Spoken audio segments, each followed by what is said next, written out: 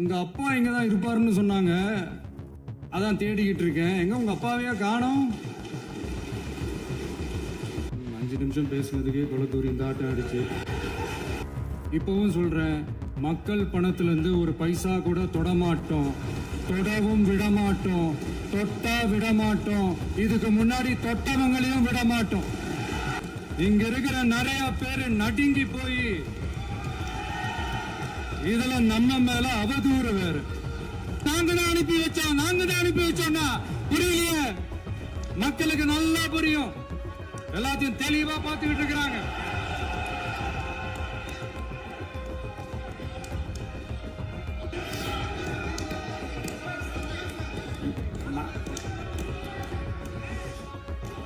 நான் ஏன் கொஞ்சம் சவுண்டா பேசுறேன் அப்படின்னா அவங்களுக்கு கேட்கணுன்றதுக்காக தப்பா எடுத்துக்காங்க. டாஸ்மாக் மாதிரியே பல டிபார்ட்மெண்ட்லயும் மறுபடியும் சொல்றேன், கட்சி நிதின்ற பேர்ல அடிச்ச கொள்ளைய ஒன்னா கவர்மெண்டோட கஜானாக்குள்ளேயே கொண்டு சேர்த்துக்கிட்டே இருக்கிறாங்க. இப்பவும் சொல்றேன், மக்கள் பணத்துல இருந்து ஒரு பைசா கூட தொடமாட்டோம், தொடவும் விடமாட்டோம், தொட்டா விடமாட்டோம், இதுக்கு முன்னாடி தொட்டவங்களையும் விடமாட்டோம்.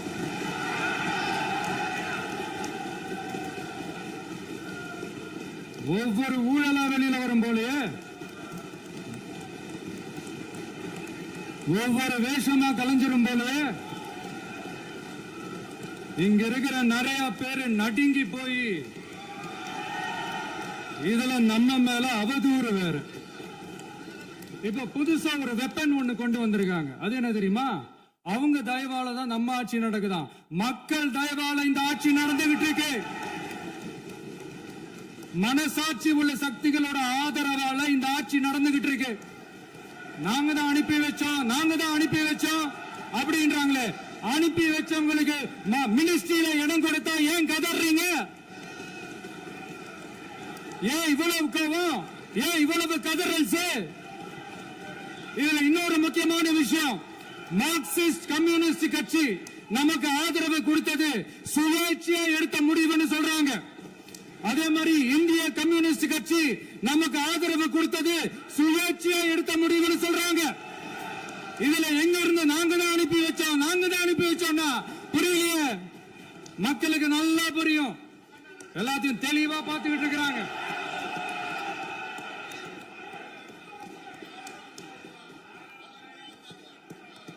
முதலமைச்சர் கண்டிப்பா பண்ணலாம். மாண்பு முதலமைச்சர்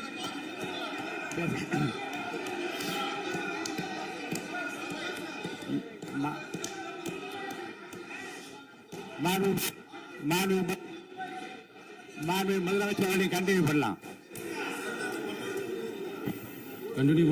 நீ கண்டினியூ பண்ணலாம்.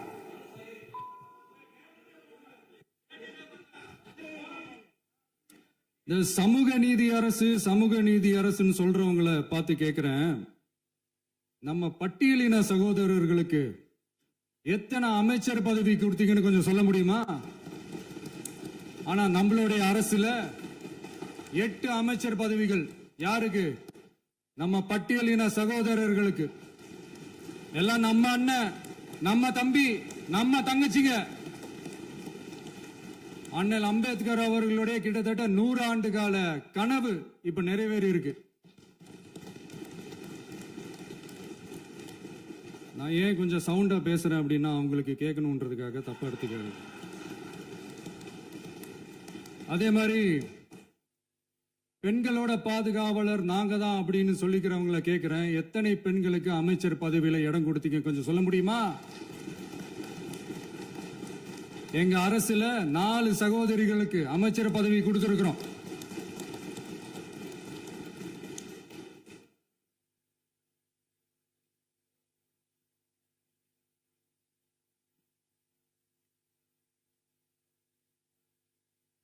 அதனால மக்களால் நிராகரிக்கப்பட்டு மக்களால் அகற்றப்பட்டவங்களுக்கு ஒண்ணு சொல்லிக்கிறோம், தப்பே செய்ய மாட்டோம், ஊழலே செய்ய மாட்டோம், நேர்மையா தான் இருப்போம், நியாயமா தான் இருப்போம் அப்படின்னு சொல்றவங்களால மட்டும்தான் கூட்டணி ஆட்சி அமைக்க முன்வரும். ஆட்சியிலையும் பங்கு, அதிகாரத்திலையும் பங்கு கொடுக்க முன் வரும். ஊழல்லையே ஊறி போனவங்களால இந்த கூட்டணி ஆட்சியோ ஆட்சியிலையும் பங்கோ அதிகாரத்திலையும் பங்கு கொடுக்க முன் வராது. மெஜாரிட்டி இருந்தாலும் தரமாட்டாங்க, மெஜாரிட்டி இல்லைனாலும் தரமாட்டாங்க. கேட்டா ரெடிமேடா ஒரு பதில் ஒண்ணு வச்சிருப்பாங்க, கூட்டணி ஆட்சியை மக்கள் விரும்ப மாட்டாங்கன்னு. அதே மக்கள் தான் இப்ப அவங்கள பார்த்து சிரிக்கிறாங்க. நான் பதவி ஏத்த அன்னைக்கு கொஞ்சம் டைம் அவகாசம் கேட்டேன்.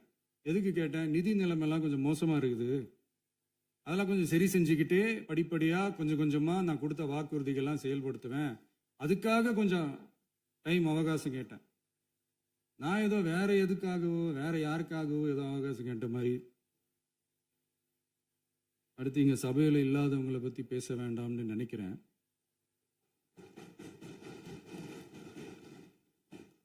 இங்க நம்மளை பத்தி அவதூறு பரப்புறதோட மட்டும் இல்லாம இப்ப நம்ம மக்கள் மேலேயும் அவதூறு பரப்ப ஆரம்பிச்சுட்டாங்க. மக்கள் நமக்கு ஓட்டு போட்டது தப்பான், குடும்பம் குடும்பமா நமக்கு ஆதரிச்சது தப்பான். இது இப்போ இல்ல, நான் சொல்றது எம்ஜிஆர் அவர்கள் காலத்திலிருந்தே. அப்பவே அவர் ஜெயிச்சப்போ அதே மக்களை தப்பு தப்பா பேசுறது. மக்கள் என்ன பண்ணிட்டாங்க, எம்ஜிஆர் என்ன பண்ணிட்டாரு, எம்ஜிஆர் என்ன இது பண்ணிட்டாரு. 50 வருஷமா ஒரே டெக்னிக்கா.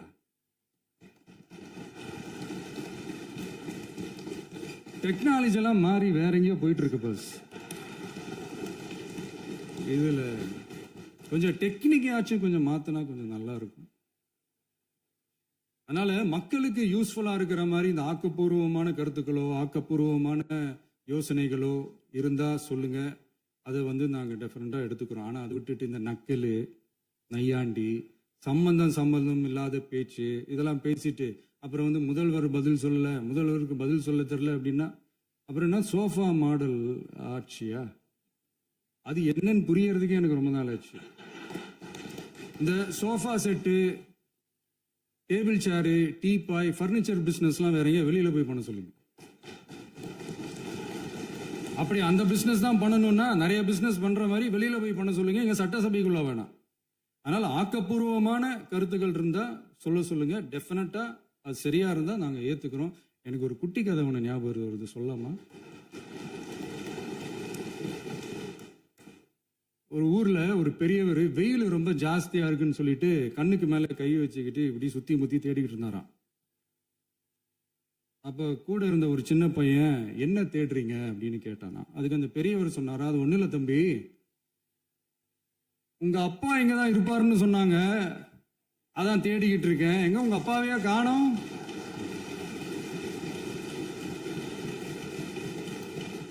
இல்ல அந்த எங்களுக்கும் நக்கலா நையாண்டியா சம்பந்தம் இல்லாத குட்டி கதை இதெல்லாம் எங்களுக்கும் பேச தெரியும். அந்த கதையில பெரியவர் அப்படி சொன்னாராம், தப்பா எடுத்துக்காதீங்க. அந்த கதையில பெரியவர் அப்படி கேட்டாராம். அதனால யாரும் இங்க டென்ஷன் ஆக வேணாம். அதனால இன்னொரு இந்த என்னுடைய உரையை முடிக்கிறதுக்கு முன்னாடி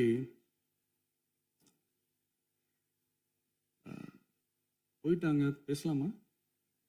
சரி, உங்க கருத்துக்களை நீங்க முழுமையாக மன நிறைவோடு பேசலாம்.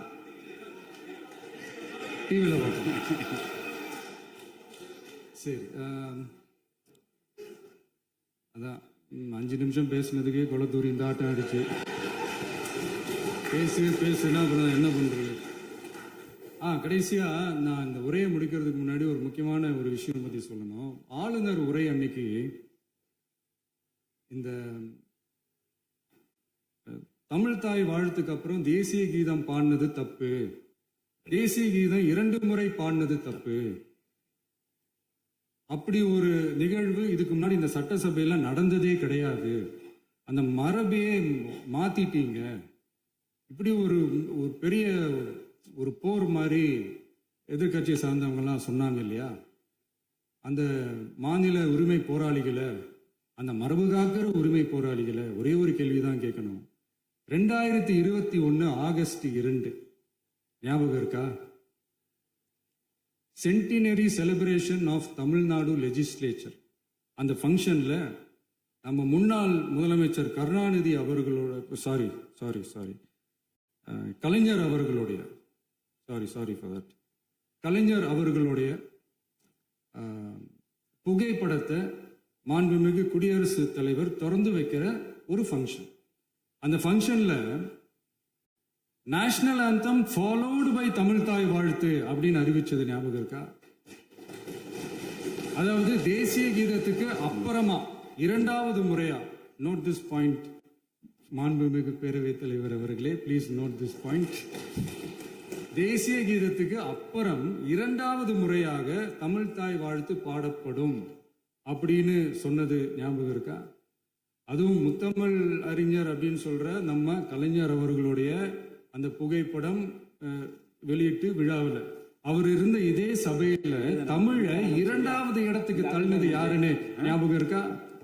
அது மட்டும் இல்ல, அந்த தேசிய கீதத்தை நாட்டுப்பண் நேஷனல் ஆந்தம்னு சொல்லி அதே ஃபங்க்ஷன்ல கடைசியா ஃபங்க்ஷன் முடியும் போது செகண்ட் டைம் தேசிய கீதம் பாடினதும் ஞாபகம் இருக்கா? இதே அவையில் தான், அது அவை குறிப்பிலும் இருக்கிறது, இதே அவையில் தான் நடைபெற்றது.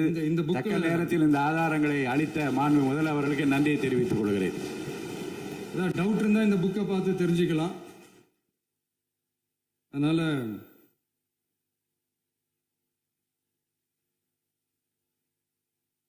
இதெல்லாம் கேட்டா என்ன சொல்லுவாங்கன்னா, அது ஜனாதிபதி கலந்துகிட்ட ஃபங்க்ஷன், அதெல்லாம் அப்படிதான், அதெல்லாம் கண்டுக்க கூடாது அப்படின்னு சொல்லுவாங்க. இதே மாதிரிதான் பேசுறது ஒண்ணு, செய்யறது ஒண்ணு, செய்யறது ஒண்ணு, பேசுறது ஒண்ணு. இதெல்லாம் மக்கள் பார்த்துக்கிட்டு இருக்காங்க. எலெக்ஷனுக்கு முன்னாடி தான் அப்படி செஞ்சுக்கிட்டு இருந்தாங்க. இப்போ எலெக்ஷனுக்கு அப்புறம் அதே தான் செய்யறாங்க. இந்த விஜயையும் சாமானியர்களின் உண்மையான சமூக நீதி அரசையும் அவமானப்படுத்துறதுக்கு தான் அவங்களோட அந்த பொலிட்டிக்கல் சீனியாரிட்டி அது பயன்படுத்துது போல. சரி, செய்யட்டும் செய்யட்டும், நல்லா செய்யட்டும். இப்போ ஆனாலும் நம்மளுடைய மாநில உரிமை, மொழி உரிமை, உத்தம உத்தரர் போல வேஷம் போடுற எதிர்கட்சிக்கு ஒன்றை மட்டும் ஆணித்தரமாக சொல்றோம். உங்களை மாதிரி தமிழ் தமிழ்னு சொல்லிக்கிட்டு, மொழி, பண்பாடு, கலாச்சாரம்னு சொல்லிக்கிட்டு ரெட்டை வேஷம் போடுறவங்க நாங்க கிடையாது. உலகெங்கும் வாழும் என் தமிழ் சொந்தங்களுக்கு நம்முடைய உத்தரவாதம் தமிழ் தான் எங்க உயிர் நாடி அப்படின்றத மறக்க மாட்டோம். இப்பவும் சொல்றோம், மாநில உரிமையில எப்பவும் உறுதியா இருப்போம். அதே சமயத்துல அரசியல் வேற, ஒன்றிய மாநில அரசுகளுக்கு இடையே இருக்கிற நிர்வாக அணுகுமுறை வேற. இதுல நாங்க ரொம்ப தெளிவா இருக்கிறோம். அதனால எங்களுக்கு பாடம் எடுக்கிறதா நினைச்சுக்கிட்டு உங்க வேஷத்தை நீங்களே கொஞ்சம் கொஞ்சமா கலைச்சிக்கிட்டே வர்றீங்க, மறந்துடாதீங்க. அப்புறம் நேத்து எதிர்கட்சி தலைவர், மாண்புமிகு எதிர்கட்சி தலைவர் பேசும்போது நிறைய பேசினாங்க. அதுல ஒண்ணு மட்டும், அரசு சொல்றதா நினைச்சுக்கிட்டு நம்மளை இன்டைரக்டா ஈவில் அப்படின்ற அந்த வார்த்தையை யூஸ் பண்ணாங்க. எனக்கு ஒண்ணுதான் சொல்லணும்னு தோணுது. ஈவில்ஸ்னு டெவில்ஸ் பேசக்கூடாது.